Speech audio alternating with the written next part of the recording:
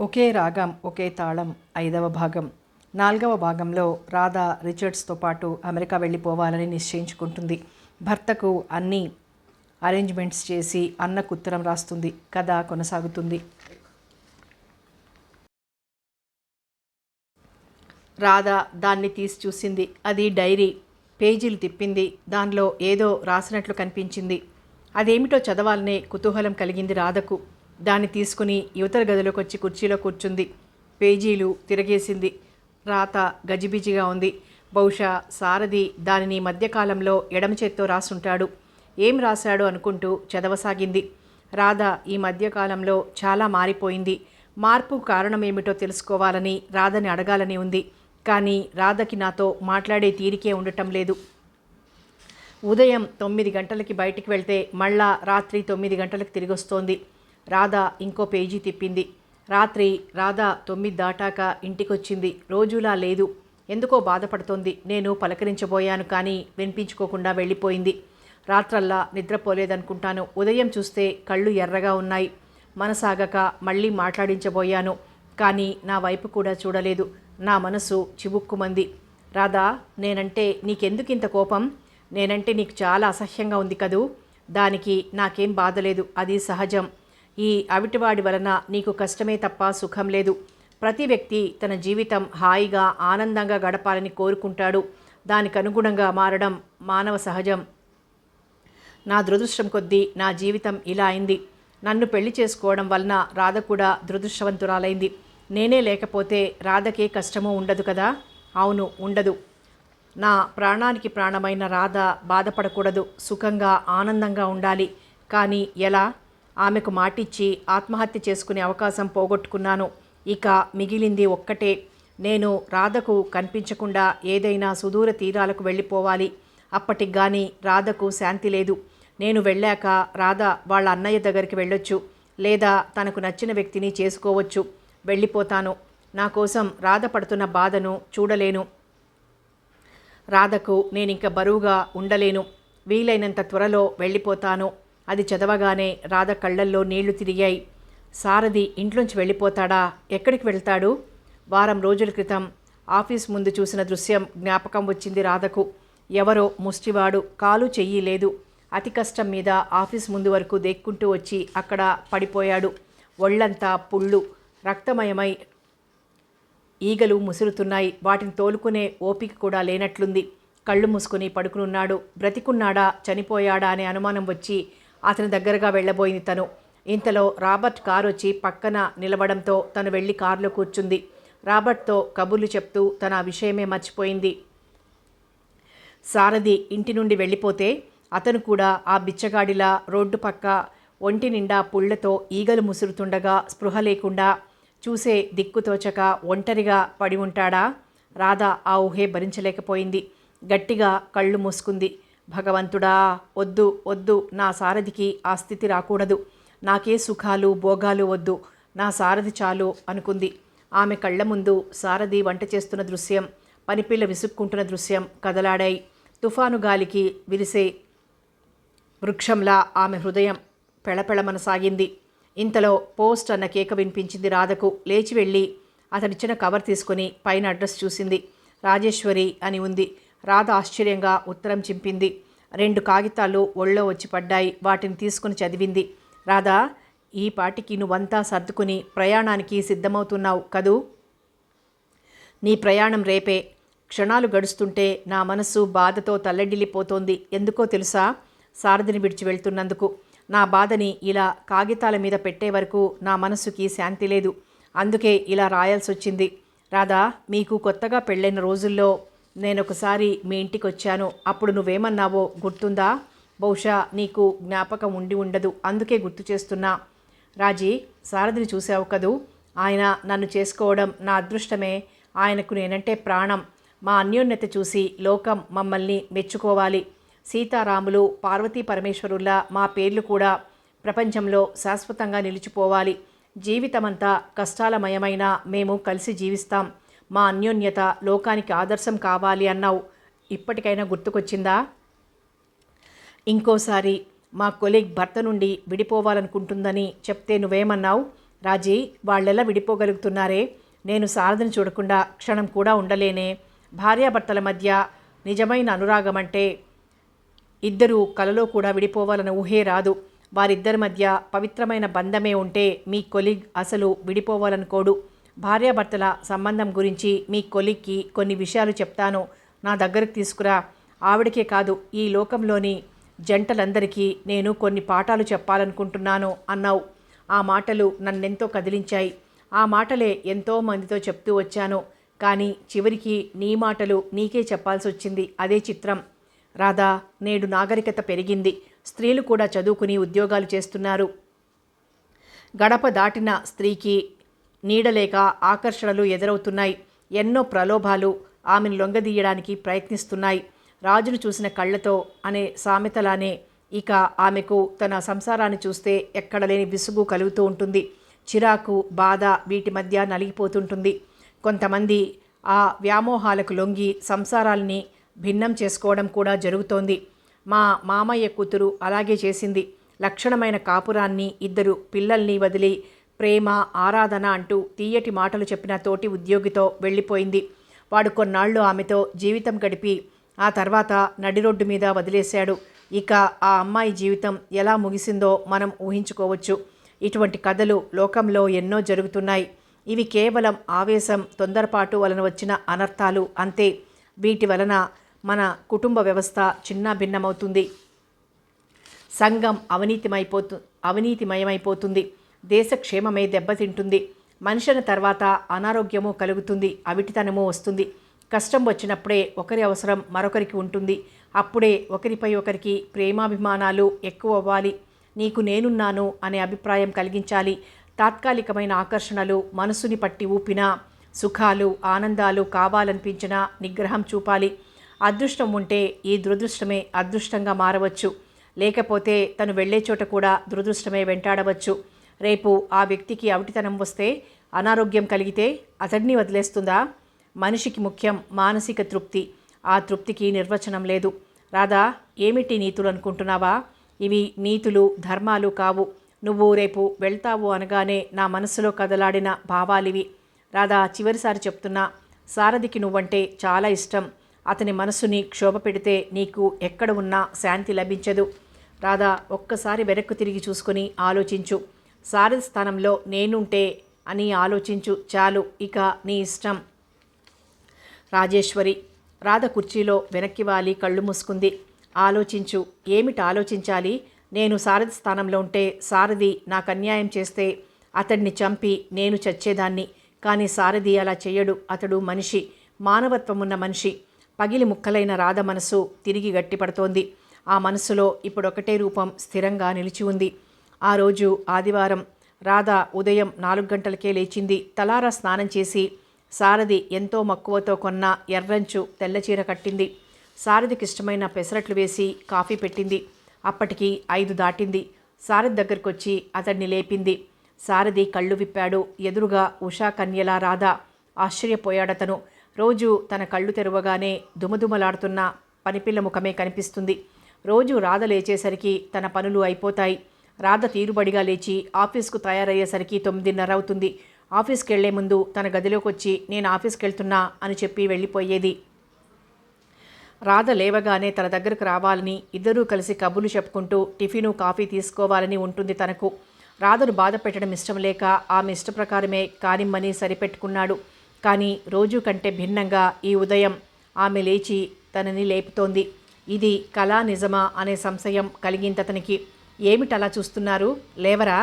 రాధ నవ్వింది. సారథికి ముఖం కడిగించింది. పెసరట్టు ముక్క తుంచి అతని నోటికి అందించబోయింది. సారథి ఆ ప్రేమకు ఉక్కిరి బిక్కిరైపోతున్నాడు. రాధ చేతిని పట్టుకొని ఆమె కళ్ళల్లోకి చూస్తూ రాధా అన్నాడు. సారథి కళ్ళల్లోని నీటిని చూసి చలించిపోతూ, ఏమిటండి ఇది? తప్పు కదూ? చిన్న పిల్లాడిలా మందలిస్తూ అతని కళ్ళు తుడిచింది. రాధా, ఈ అవిటివాడి మీద నీకెందుకింత దయ? దయేమిటండి? అయినా అవిటివారైనంత మాత్రాన మీకేం లోటు కలిగింది? మనం భార్యాభర్తలం కాకుండా పోతామా? మెల్లగా అంది. రాధా, నువ్వు లేకపోతే నేనుండలేను. నన్ను విడిచి ఎక్కడకు వెళ్ళకు రాధా. తల్లిని విడిచి ఉండలేని పసివాడిలా అన్నాడు. రాధ చప్పున అతని తలను హృదయానికి హత్తుకుంది. మిమ్మల్ని వదిలి ఎక్కడికి వెళ్ళనండి అంది. రాధ మనసిప్పుడు ఎంతో ప్రశాంతంగా ఉంది. తనకు కావలసిన జీవితం, తనకు తృప్తినిచ్చేది ఇదే. తన మనసు ఇప్పుడే గుర్తిస్తోంది ఈ విషయాన్ని. ఇంట్లో అమృత భాండాన్ని దాచుకుని ఎండమావుల వెంట పరిగెట్టింది. శారీరక సుఖాలు తాత్కాలికం, మానసికానందం శాశ్వతం. ఏది సత్యం ఏది అసత్యమో తనకిప్పుడు తెలుస్తోంది. సారథికి టిఫిన్ తినిపించింది. తను జడ వేసుకుని తయారైంది. టైం 6 దాటింది. ఇప్పుడే వస్తాను అని సారథితో చెప్పి బయటకొచ్చింది. ఇంకో 2 గంటల్లో రాధ ప్లేన్ ఎక్కాలి. ఆటోను రాబర్ట్ ఇంటి ముందు దిగింది. రాబర్ట్ ఇల్లంతా సందడిగా ఉంది. ఆఫీస్ స్టాఫు, వర్కర్లు అందరూ అక్కడే ఉన్నారు. రాధ వాళ్ళని తప్పించుకుని లోపలికి వెళ్ళింది. హాల్లో మేనేజర్తో మాట్లాడుతున్న రాబర్ట్ రాధను చూసి లేచి ఆమె దగ్గరికి వచ్చాడు. రాధా, వచ్చారా? మీకోసమే చూస్తున్నా అన్నాడు సంతోషంగా. రాధ మెల్లగా తన బ్యాగ్లో నుండి ఒక కవర్ తీసి అతని చేతిలో పెట్టి, సార్ ఇది చదవండి అంది. రాధా, ఏమిటిది? చదవండి, మీకే తెలుస్తుంది అని గిరుక్కున వెనక్కి తిరిగి వచ్చి ఆటోలో కూర్చుంది. రాబర్ట్ విస్తుపోతూ ఆ కవరు విప్పాడు. దానిలోంచి ఒక చిన్న కాగితం బయటికి తీశాడు. మడతలు విప్పి చదువుకున్నాడు. డియర్ సార్, నేను మీతో రావడం లేదు. ప్రస్తుతం నేను నా భర్తను విడిచి స్వర్గానికి కూడా రాలేని స్థితిలో ఉన్నాను. నీ మనసెందుకు మార్చుకున్నావని మీరు అడగొచ్చు. కానీ నా మనసు ఎప్పుడు ఒక్కలానే ఉంది. మధ్యలో కొంతకాలం చిన్న అలజడి, తుఫాను రేగింది. మళ్ళా ఎప్పటి స్థితికి వచ్చింది. మీకేదైనా అసౌకర్యం కలిగించి ఉంటే మన్నించండి. రాధా. రాబర్ట్ ఆ ఉత్తరం మడిచాడు. అతని ముఖంలో క్షణంసేపు నీలినీడలు అలుముకున్నాయి. మరుక్షణంలో చిన్న చిరునవ్వు అతని పెదవులపై వెలిగింది. కవర్ జేబులో పెట్టుకుని, ఇప్పుడే వస్తాను, కూర్చోండి మూర్తి అని మేనేజర్తో చెప్పి గబగబా బయటికొచ్చాడు. అక్కడి వాళ్ళందరూ లేచి అతనికి ఎదురు రాబోయారు. అతడు వారించి, చిన్న పనుంది, 5 నిమిషాల్లో వస్తానని కారులో కూర్చున్నాడు. మరుక్షణం కారు బయటికి దూసుకుపోయింది. వంటింట్లో కూర్చొని కూర తరుగుతున్న రాధ కారు చప్పుడు విని బయటకొచ్చింది. డోర్ తీసుకుని రాబర్ట్ లోపలికొస్తూ కనిపించాడు. రాధ ఆశ్చర్యపోయింది. బహుశా తనతో మాట్లాడడానికి వస్తున్నాడేమో అనుకుంది. రాబర్ట్ ముఖంలోకి చూసింది. అతని ముఖంలో ఏ భావమూ ద్యోతకం కాలేదు. రాధా, మీ భర్త ఎక్కడా అని అడిగాడు. రాధ ఉలిక్కిపడింది. ఎందుకు సార్? ఆయనతో మాట్లాడాలి. రాధ ఉలిక్కిపడింది. ఏం మాట్లాడాలి? కొంపదీసి ఈ విషయమంతా ఆయనతో చెప్పేస్తారా? లోపలున్నారా? రాబర్ట్ సారథి ఉన్న గదివైపు వెళ్ళబోయాడు. వద్దండి, ఆయన పడుకున్నారు. పర్వాలేదు, 2 మాటలు మాట్లాడి వెళ్ళిపోతాను. ఆమెను తప్పించుకొని లోపలికి వెళ్ళి సారథి గది తలుపులు దగ్గరగా వేశాడు. రాధ గుండెల్లో రైళ్లు పరిగెట్టాయి. రాబర్ట్ చాలా కోపంగా ఉన్నాడు. అతడితో అమెరికా వస్తానని చెప్పింది. అతడిని నమ్మించింది. ఇప్పుడు మోసం చేస్తోంది. కోపం రావడం సహజం. తన విషయాన్నంతా భర్తకు చెప్పి ఆ కోపాన్ని ఇలా తీర్చుకోవడానికి వచ్చాడేమో. అంతే, అదే అయి ఉంటుంది. అందుకే అంత విసురుగా లోపలికి వెళ్ళాడు. తలుపులు కూడా దగ్గరగా వేశాడు. ఆ విషయం భర్తకు తెలిస్తే ఇంకేమైనా ఉందా? తనకి తన భర్తకు మధ్య పూడ్చలేని అగాధం ఏర్పడుతుంది. ఇక అతని ముందు తను తలెత్తుకు తిరగలేదు. సారథి అసలే సున్నిత హృదయుడు. తన సుఖాలకు అడ్డుగా ఉన్నానని ఇంట్లోంచి వెళ్ళిపోవచ్చు. ఆ తర్వాత తనెంత చెప్పినా నమ్మడు. ఇప్పుడేం చెయ్యాలి? రాధకి దుఃఖం, ఆవేశం కలిగాయి. రాబర్ట్ ఎంత దుర్మార్గుడు! కసిగా పళ్ళు కొరుక్కుంటూ గబగబా వంటింట్లోకి వెళ్ళి అల్మరాలో నుండి సారథి కోసం కొన్న నిద్రమాత్రల సీసా తీసింది. ఆ సీసాలోని మాత్రలన్నీ గ్లాసులో వేసింది. దాని నిండా నీళ్లు పోసి స్పూన్తో బాగా కలియబెట్టసాగింది. ఇక సారథికి తన ముఖం చూపలేదు. తను ప్రతిక్షణం సిగ్గుతో, అవమానంతో చచ్చే కంటే ఒక్కసారే చస్తే మంచిది. స్పూన్ పక్కన పెట్టి గ్లాసు అందుకోబోయేంతలో రాబర్ట్ గది తలుపులు తెరుచుకొని బయటకొచ్చాడు. వంటింట్లో ఉన్న రాధని చూసి ఆమె దగ్గరికి వచ్చి, రాధా, ఒక గ్లాసు మంచినీళ్ళు ఇప్పించండి అంటూ బల్ల మీద గ్లాస్ అందుకోబోయాడు. రాధ కంగారు పడిపోతూ, అవి మంచినీళ్లు కావు అంటూ చటుక్కున గ్లాస్ అందుకొని బయట పారబోసింది. ఇంకో గ్లాస్తో మంచినీళ్లు రాబర్ట్కి ఇచ్చింది. రాధా, నేను సారథి గారితో మాట్లాడేశాను. మాట్లాడారా? రాధా, నేను ఈ పూట నా ప్రయాణాన్ని క్యాన్సిల్ చేసుకుంటున్నాను. రేపు ఉదయం ఇదే టైంకు మీరు, నేను, సారథి గారు ముగ్గురం అమెరికా వెళ్తున్నాం అన్నాడు. రాధ ఆశ్చర్యంగా చూసింది. అవును రాధా, సారథి గారిని అమెరికా తీసుకువెళ్ళి మళ్ళీ మామూలు మనిషిని చేస్తాను. అదే ఇప్పుడు ఆయనతో మాట్లాడాను. రాధకి నోట మాట రాలేదు. సంతోషంతో ఉక్కిరి బిక్కిరైంది. సారథిని అమెరికా తీసుకెళ్తాడా? ఆయన్ని మళ్ళా మామూలు మనిషిని చేస్తాడా? ఇదేనా ఆయనతో ఇందాక మాట్లాడింది? తనెంత పొరపాటుగా ఊహించింది. ఇంత పరిచయం ఉన్న ఆయన మంచితనాన్ని తనింకా గుర్తించలేకపోయింది. ఆయన సంస్కారాన్ని తెలుసుకోలేకపోయింది. తనెంత మూర్ఖురాలు. ఆనందం ఆపుకోలేక సార్ అంటూ 2 చేతులెత్తి రాబర్ట్కు నమస్కరించింది. రాధ చేతుల్ని పట్టుకుని వారిస్తూ, రాధా, ఇందులో నేను చేస్తున్నదేమీ లేదు. తోటి మనిషిగా సాయపడుతున్నాను. అదీ కాక ఈ కంపెనీ విషయంలో మీరు నాకెంతో సహాయం చేశారు. దానికి బదులు తీర్చుకుంటున్నాను అంతే. అతని విశాల హృదయానికి మనసులో జోహార్లర్పించింది. రాధా, ఒక్క విషయం చెప్పనా? మీరంటే నాకిష్టం. ఈ విషయం చాలాసార్లు చెప్పే ఉంటాను. మళ్ళీ చివరిసారిగా చెప్తున్నాను. ఆ ఇష్టాన్ని మాటల్లో చెప్పలేను. మొదటి రోజే మీరు నన్ను అమితంగా ఆకర్షించారు. మీకు పెళ్ళైందని తెలిసి విచారించాను. మీ భర్త అవిటివాడని తెలిసాక బాధపడ్డాను. మా దేశంలోలా మీరు అతనికి విడాకులిచ్చి నన్ను చేసుకుంటే బాగుండును అనిపించింది క్షణంసేపు. కానీ వెంటనే నా తప్పు తెలుసుకుని సర్దుకున్నాను. నేను ఈ దేశం వదిలి వెళ్తున్నానని తెలిసాక మీరు నాతో వస్తానని చెప్పారు. ఆ రోజు నేనెంత ఆనందపడ్డానో. కోరిన అమ్మాయి లభించబోతోందని పొంగిపోయాను. కానీ మనసులో ఎందుకో బాధ కూడా కలిగింది అని క్షణం ఆగాడు. రాధ విస్మయంగా వింటోంది. రాధా, రాబర్ట్ నిర్మల హృదయంతో ఆమె కళ్ళల్లోకి చూశాడు. ఆ చూపుల్లో దాగి ఉన్న ఏదో అజ్ఞాత శక్తి రాధను తలవంచుకునేలా చేసింది. ఒకప్పుడు నీ భర్త సారథి కూడా నాలాగా అన్నీ ఉన్న అందగాడే. తన కాళ్ల మీద తాను నిలబడి సంసార రథాన్ని ముందుకు నడిపినవాడే. కానీ కాలం అతనిని కాటేసింది. అతని జీవితం అనుకోని మలుపులోనికి అడుగుపెట్టింది. ఈ హఠాత్ పరిణామానికి అతను మానసికంగా ఎంత కృంగిపోతున్నాడో మాటల్లో వర్ణించి చెప్పడం కష్టం అంటూ రాబర్ట్ ఒక్కడుగు ముందుకు వేసి ఆమెకు మరింత దగ్గరగా వెళ్ళాడు. రాధ ఎందుకో ఒక్కడుగు వెనక్కి వేసింది. అతని సన్నిధిలో నిలబడలేకపోతోంది. సూటిగా అతని కళ్ళల్లోకి చూడలేకపోతోంది.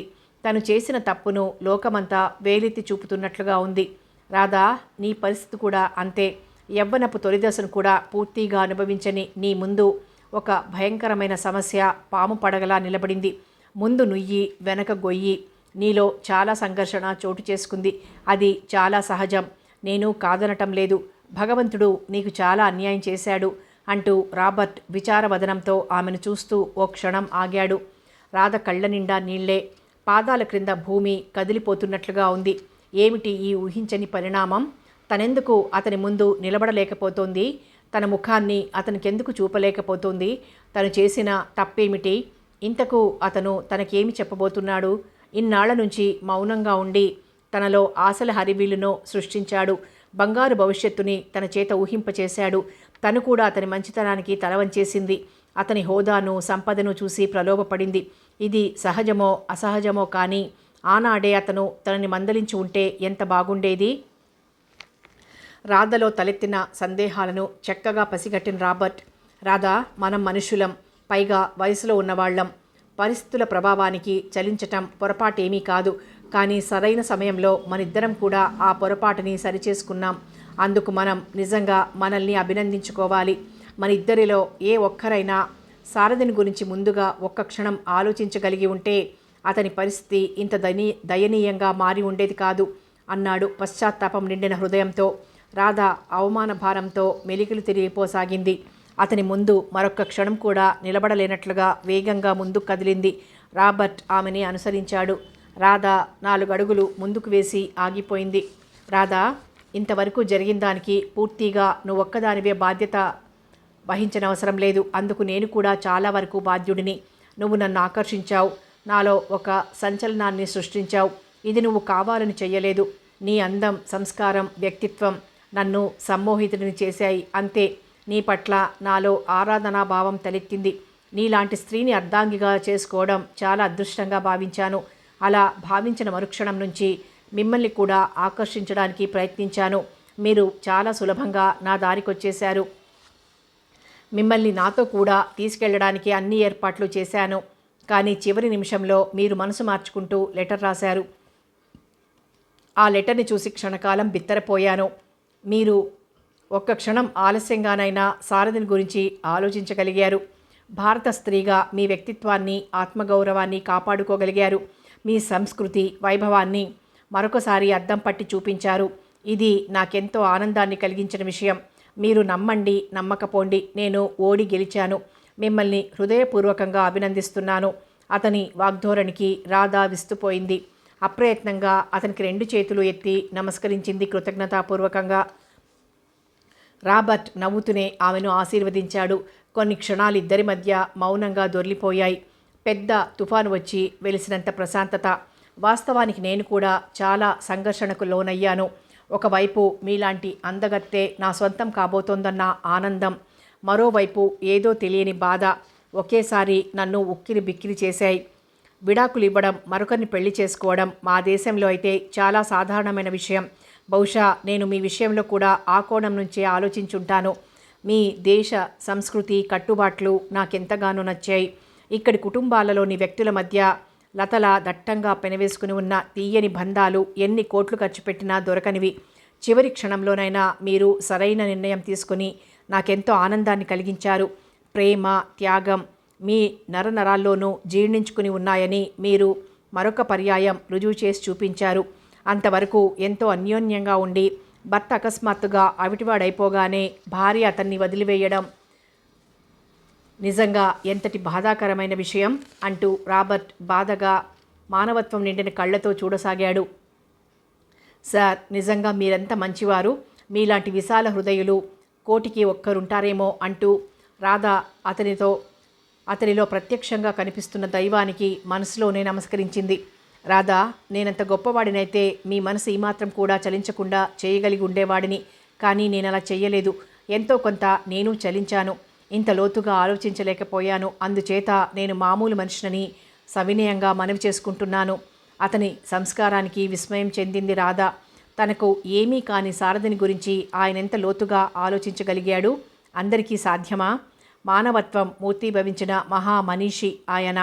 రాధా, రాబర్ట్ చిన్న స్వరంతో అన్నాడు. మళ్ళీ ఆసక్తిగా అతని వైపుకు చూసింది రాధ. ఈ సందర్భంలో నేను ఒక జరిగిన కథను, అది మా కుటుంబంలో జరిగిన దానిని మీకు చెప్పడం చాలా ఉచితంగా ఉంటుందని భావిస్తున్నాను. చెప్పండి అన్నట్లుగా తల పంకించింది రాధ. రాబర్ట్ గొంతు సవరించుకొని చెప్పసాగాడు. మా అమ్మ తనను మించిన అందగత్తే మరొకరు లేరనుకునేది. అంత కాకపోయినా మొత్తానికి ఆవిడ అందగత్తే అని చెప్పాలి. మా అమ్మ నాన్నలది ప్రేమ వివాహం. కోటీశ్వరుడైన మా నాన్నను ఎంతగానో ప్రేమించి పెళ్లి చేసుకుంది మా అమ్మ. మా నాన్న కూడా అంతకంటే ఎక్కువగానే ఆమెను ప్రేమించి తన జీవిత భాగస్వామిని చేసుకున్నాడు. ఒక్క క్షణం కూడా ఒకరిని విడిచి మరొకరు ఉండలేకపోయేవారట. మా నాన్నకున్న సిరి సంపదలతో మా అమ్మ జీవితంలో స్వర్గ సుఖాలను తన దరికి చేర్చుకోగలిగింది. ఆమె మాటను మా నాన్న వేదవాక్కులా భావించేవాడు. ఆమె ఏది కోరినా క్షణాల మీద ఆమెకు అందించేవాడు. లెక్కలేనంతమంది పరివారం ఎప్పుడూ ఆమెకు అందుబాటులో ఉండేవి. ఏ దేశం నుంచి ఏ వస్తువు కావాలన్నా, ఏ దేశాన్ని ఎప్పుడు చూడాలన్నా అన్నీ ఆమెకు త్రుటి కాలంలో జరిగిపోయేవి. ఇలా వారి దాంపత్యం నందనవనంలా సాగిపోతున్న సమయంలో వారి మధ్య నేను అవతరించాను. నాకు ఊహ తెలిసి నేను పెద్దవాడినయ్యే వరకు అంతా సవ్యంగా సాగిపోయింది. వారి అనురాగాన్ని పంచుకొని నేను కూడా మానసికంగానూ శారీరకంగానూ ఎంతో బలపడ్డాను. చక్కని వ్యక్తిత్వాన్ని సంతరించుకున్నాను అంటూ అంతవరకు చెప్పిన రాబర్ట్ స్వరం అప్రయత్నంగా జీరపోయింది. ఇక ఆ తర్వాత జరిగిన దాన్ని చెప్పలేకపోతున్నట్లుగా బాధపడసాగాడు. సార్, మీరు కాస్త విశ్రాంతి తీసుకోండి అంటూ రాధ అతనికి క్షణంలో వేడి కాఫీ చేసిచ్చింది. కాఫీ తాగేసి రాబర్ట్ తిరిగి చెప్పసాగాడు. మా కథ మీకు చెప్పడం చాలా అవసరం, అందుకే చెప్తున్నాను అంటూ రాబర్ట్ తిరిగి చెప్పసాగాడు. జీవితం ఎప్పుడూ ఒకలా ఉండదు. ఎవరి జీవితంలో అయినా ఒడిదుడుకులు, ఎదురు దెబ్బలు చాలా సహజం. కానీ మా నాన్నగారి జీవితానికి తగిలిన దెబ్బ సామాన్యమైంది కాదు. కనీసం ఏ పగవాడికి, దుష్టుడికి కూడా తగలకూడని దెబ్బ ఆయనకు తగిలింది. ఏమిటి సార్ అది? కుతూహలాన్ని ఆపుకోలేకపోయింది రాధ. ఆయనకు 47వ సంవత్సరంలో క్యాన్సర్ వచ్చింది. అప్పుడు మా అమ్మకు 40 సంవత్సరాలుంటాయేమో. ఆయన శారీరకంగా అస్వస్థుడవడాన్ని ఆమె తట్టుకోలేకపోయింది. ఒక్క క్షణం కూడా ఆయన అనారోగ్యాన్ని భరించడానికి సిద్ధపడలేకపోయింది. అప్పుడు నాకు 20 ఏళ్లుంటాయి. మా అమ్మ మనస్తత్వం ఏమిటో నాకు సరిగ్గా అర్థం కాలేదు. అన్ని సంవత్సరాలు భర్తతో కాపురం చేసి ఆయన అందించిన స్వర్గ సుఖాలను అనుభవించి ఆయన రోగిష్టివాడు కావడంలో అసహించుకోవడం మొదలుపెట్టింది. ఇది నాకెంతో అన్యాయం అనిపించింది, ఘోరం అనిపించింది. ఇక మా నాన్నగారి సంగతి చెప్పనవసరం లేదు.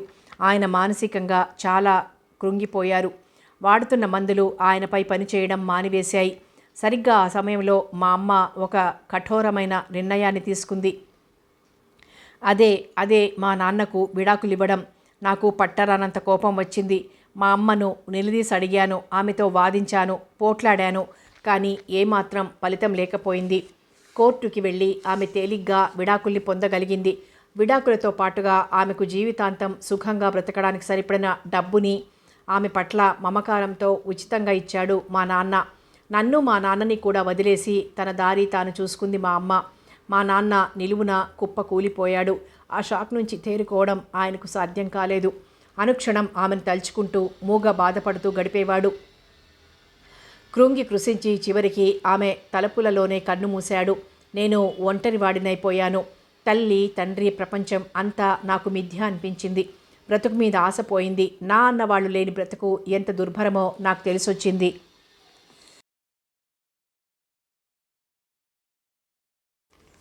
నాన్న ఈ అనుబంధాలకు దూరంగా ఎక్కడికో వెళ్ళిపోయాడు. అమ్మ ఉండి కూడా నాకు దూరం అయిపోయింది అంటూ కళ్ళ నిండా నీళ్లు నింపుకున్నాడు రాబర్ట్. అంటే ఏమీ అర్థం కానట్లుగా చూసింది రాధ.